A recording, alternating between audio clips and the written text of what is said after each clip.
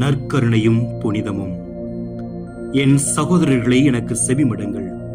தூய கன்னிமரியா அவரை தனது உன்னத தூய கற்பத்தில் தாங்கினார்கள் என்பதனால் இவ்வளவு வணக்கமும் செலுத்தப்படுகிறார் என்றால், திருமுழுக்கு யோவான் கடவுளின் திருத்தலையை தொடவும் அஞ்சி நடுங்கினார் என்றால், அவர் சற்று நேரத்தில் துயில் கொண்ட கல்லறைக்கு இவ்வளவு வணக்கமும் செலுத்தப்படுகிறதென்றால், அவரை கரங்களால் தொட்டு தங்கள் உள்ளத்திலும் வாயிலும் அவரை பெற்று மற்றவருக்கும் அவரை உண்ண வழங்குபவரும் எத்தனை புனிதமும் நீதியும் தகுதியும் உடையவராக இருந்திட வேண்டும்.